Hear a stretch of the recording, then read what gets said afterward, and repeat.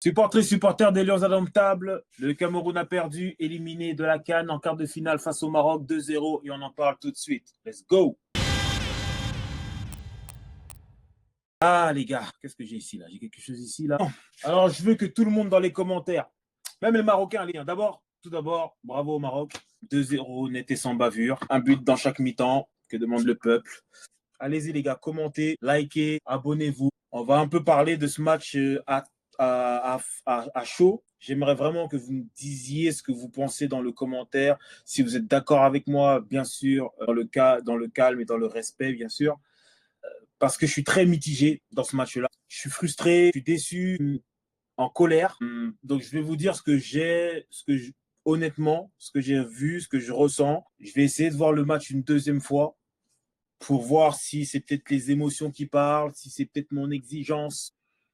Donc c'est très important, s'il vous plaît, que vous commentiez vraiment ce que vous avez vu et ce que vous pensez de ce match-là. Première des choses, je pense qu'on va être d'accord que première mi-temps n'a pas existé. C'était une domination. C'était une domination de A à Z de l'équipe du Maroc. Et c'est là mon point. On va arriver à la deuxième période. Mais pour moi, la première période, si on est honnête, on avait eu un peu des alertes face à l'Afrique du Sud. Sauf que l'Afrique du Sud, comme c'était pas du niveau, entre parenthèses, du niveau du Maroc, ça n'a pas duré une mi-temps, ça a duré 20 minutes. Mais je pense que s'ils pouvaient le faire sur une période, ils l'auraient fait. En plus de ça, l'Afrique du Sud n'avait pas marqué. Tout ça pour dire que pendant une période, on se fait dominer outrageusement, tactiquement, techniquement, même dans je vais pas dire dans l'envie, mais j'ai pas vu des tueurs. J'ai pas vu des tueurs et surtout, j'ai pas vu du vice. Là où les Marocains, ils étaient déjà prêts à ça.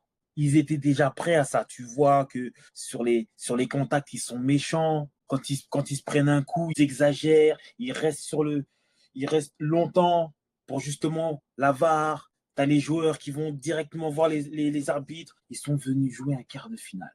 Ils sont venus jouer un quart de finale. En fait, dans ce genre de match, en tout cas, moi, je vais dire ce que moi, je pense. Moi, je sais que tu vas te faire dominer, en tout cas dans les 15 premières 20 minutes. C'est inadmissible que le Maroc ne te domine pas. Ils sont obligés de te mettre une pression dès le départ. Parce qu'ils sont chez eux, parce qu'ils sont favoris. Et parce qu'en fait, ils ne sont pas là pour jouer, ils sont là pour gagner. Donc, ils sont obligés de psychologiquement euh, venir te chercher. Moi, j'ai été défenseur. Je sais que dans des matchs comme ça, premier contact, c'est toujours le plus important. Tu t'appuies pour que l'attaquant il comprenne que ah ok, d'accord.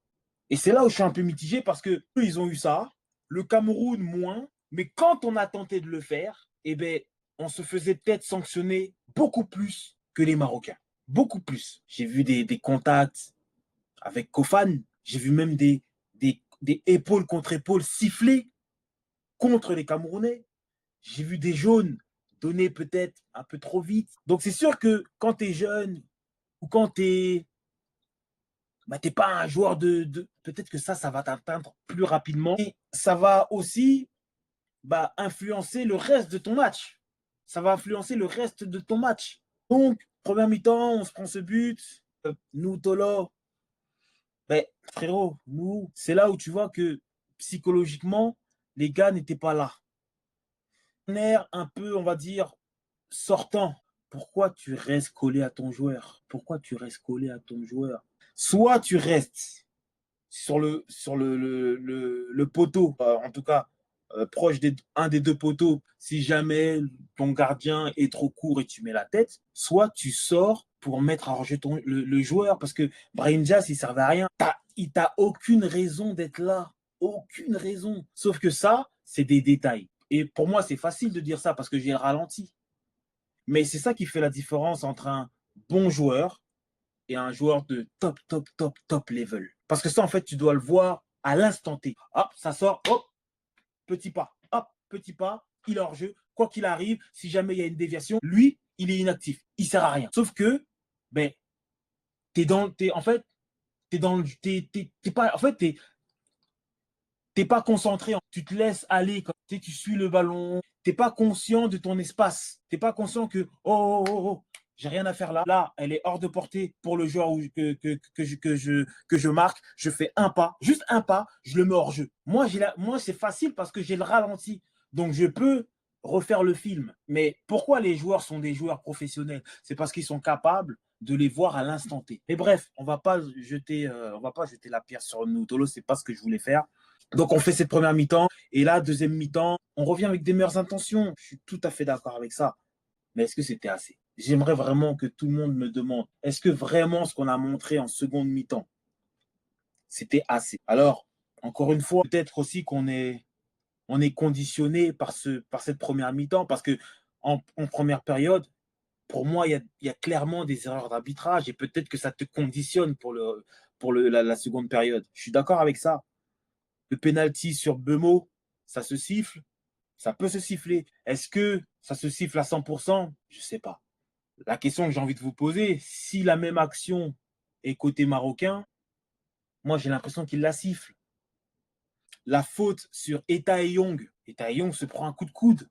Non seulement il va pas voir la VAR, non seulement il siffle faute, mais il siffle pas faute pour Eta Young, il siffle faute pour le défenseur qui met la manchette. Et encore dans tout ça, que l'arbitre se trompe, c'est une chose, mais qu'il n'y ait pas la VAR. Moi, Mbemo, l'arbitre, il siffle pas.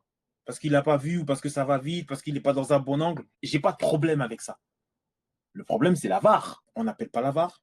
Je ne sais pas s'il a eu une communication avec la VAR, que ce soit pour Mbemo, que ce soit pour Eta Young. Le 9 marocain qui rentre, qui se prend un jaune, qui après fait un bloc dégueulasse sur je ne sais pas quel joueur camerounais et qui ne se prend pas le deuxième jaune. Puis même, j'ai envie de vous dire, dans le vice, Mazraoui n'est pas obligé de tomber comme ça, de se laisser aller et de tomber comme ça sur Tchama 2. Il n'est pas obligé. Donc, alors, je suis très mitigé. Encore une fois, bravo aux Camerounais. Ils nous ont fait vibrer. Je ne pense pas qu'ils ont été ridicules. Je pense que dans les prochains jours, il va y avoir beaucoup de polémiques je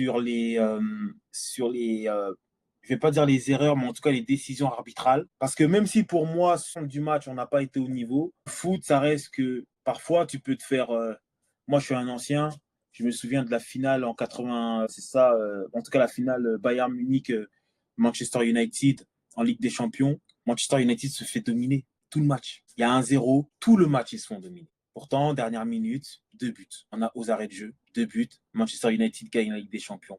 Mais ils se font dominer pendant les 3 quarts du match, ils sont dominés, mais vraiment dominés. Là, moi, je sais très bien que parfois, il suffit d'un carton rouge, il suffit d'un penalty, et le match, la philosophie change. Je suis d'accord avec ça. Je peux pas être contre ça.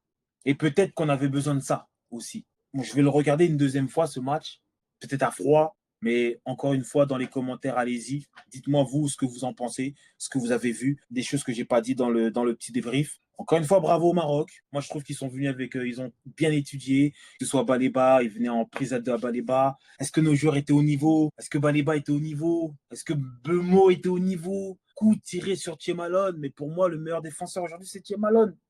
Pour moi, le meilleur défenseur, c'est Tchemalone. Pas peur de le dire.